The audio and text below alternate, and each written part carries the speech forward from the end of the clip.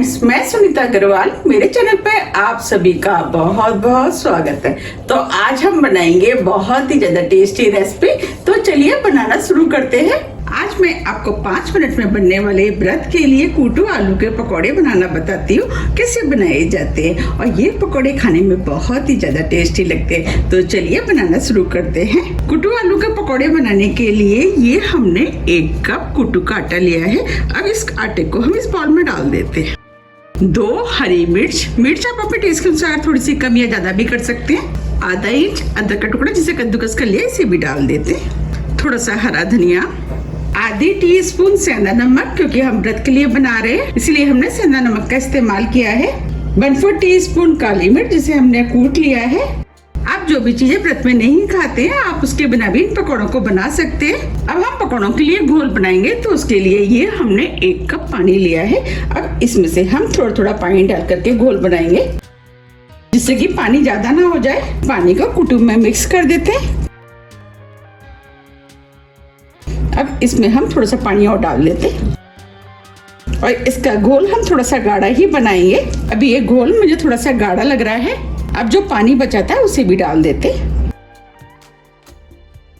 हमने 1 कप कूटू लिया है और उसमें हमने 1 कप पानी का इस्तेमाल किया है। देखिए अब ये घोल बनके तैयार हो गया। बस हमें इसी टाइप का घोल चाहिए। इसे हम साइड में रख देते हैं। हम कूटू और आलू के पकौड़े बना रहे हैं, तो उसके लिए ये हमने 2 कच्चे आलू लिए, जिसे हमने छील करके अच्छे से धो करके पोंछ लिया है। अब इन आलूओं को हम काट लेते हैं। हमें इन आलूओं को इस तरीके से गोल गोल जैसे हम चिप्स काटते हैं उसी तरीके से काटना है, लेकिन हम इन आलूओं को चिप्स से थोड़ा सा मोटा काटेंगे। मैं आपको दिखा भी देती हूँ। देखिए हमें इस टाइप के मोटे कटे हुए आलू चाहिए और इस तरीके से हम सभी आलूओं को काट के तैयार कर लेंगे। आप चाहे तो आलूओं को लंबा लंबा भी काट सकते हैं। अब ये आलू है, इसे भी हम काट लेते हैं।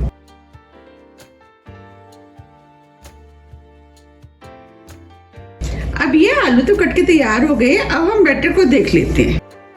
अब पकौड़े फूले फूले बने, तो इस बैटर को हम 2 मिनट करीब इस तरीके से फेंट लेते हैं। हम इसके अंदर ना बेकिंग सोडे का इस्तेमाल करेंगे ना बेकिंग पाउडर का, फिर भी ये पकौड़े बहुत ही ज़्यादा टेस्टी और फूले फूले बनके तैयार होंगे। 2 मिनट करीब हो गए। अब ये बैटर भी फिट गया है। चलिए अब हम पकौड़े बना लेते हैं। पकौड़ों को फ्राई करने के लिए हमने कढ़ाई में ऑयल गर्म करने के लिए रख दिया था। अब हम ऑयल को चेक कर लेते हैं, तो उसके लिए हम थोड़ा सा बैटर कढ़ाई में डाल के देख लेते हैं। देखिए बैटर तुरंत ऊपर आ गया, इसका मतलब ऑयल गर्म हो गया है। हमने जो आलूओं को काटा था उसमें से हम कुछ आलूओं को इस बैटर में डाल देते हैं और बैटर में हम इस तरीके से आलू को डिप करेंगे। देखिए बैटर आलू में लग गया है। अब इन पकौड़ों को हम कढ़ाई में डाल देते हैं। इस तरीके से हम सभी पकौड़ों को डालेंगे। आप चाहे तो स्पून से भी डाल सकते हैं और जितने पकौड़े कढ़ाई में आएंगे उतने हम डाल देंगे।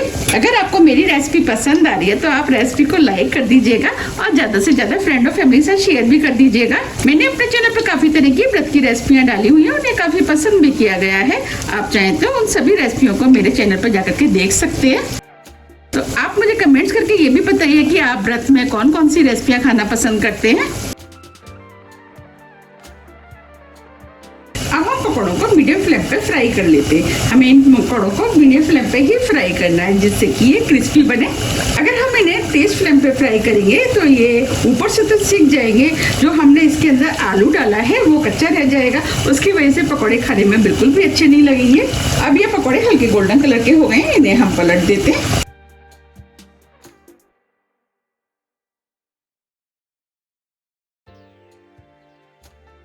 हम इन्हें इसी तरीके से उलट पुलट करके गोल्डन कलर का होने तक फ्राई कर लेते हैं। ये पकौड़े बनाना जितना आसान है, खाने में उतने ही ज़्यादा टेस्टी लगते हैं। आप इन्हें ब्रेकफास्ट, लंच, डिनर कभी भी बना करके खा सकते हैं और आप चाहे तो इन्हें लंच बॉक्स में भी बना करके ले जा सकते हैं। अब ये पकौड़े दोनों तरफ से फ्राई हो गए और गोल्डन कलर के भी हो गए। अब हम इनको निकाल लेते हैं।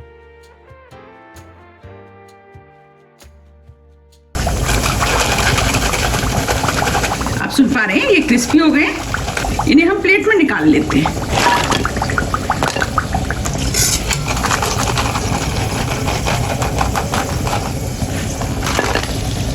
देखिए कितने बढ़िया फ्राई हुए हैं। अब हम कढ़ाई में और डाल देते हैं।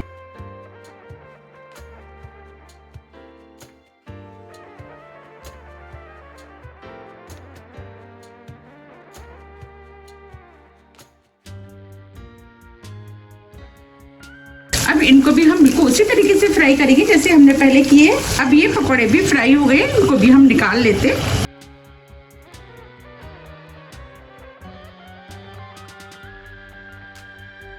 देखिए ये पकौड़े भी कितने बढ़िया फ्राई हुए हैं, इन्हें भी हम इसी प्लेट में निकाल लेते हैं।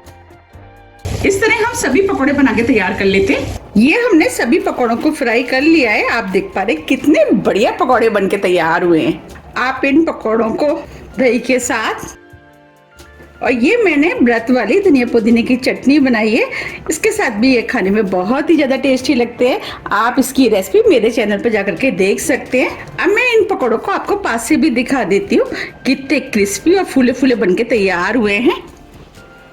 देखिए कितने फूले फूले बने हैं और कितने क्रिस्पी। अब मैं तोड़ के दिखा देती हूँ। देखिए बने हैं ना क्रिस्पी, और जो हमने आलू डाला है वो भी देखिए कितने अच्छे से ये पक गया है।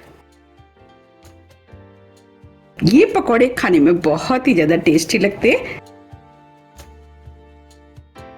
देखिए देखते ही हो रही है ना खाने की इच्छा। तो आप भी इन्हें बनाइए, खाइए, फिर मुझे कमेंट्स करके ये जरूर बताइए कि आपके पकौड़े कैसे बने और आपको ये कैसे लगे। अब मुझे तो देखते ही खाने की इच्छा हो रही है। अगर आपको मेरी रेसिपी थोड़ी भी पसंद आती है तो रेसिपी को लाइक कीजिए, चैनल को सब्सक्राइब कीजिए और ज़्यादा से ज़्यादा शेयर कीजिए। अब हम फिर मिलते हैं इसी तरह की टेस्टी रेसिपी के साथ। जब तक के लिए नमस्कार।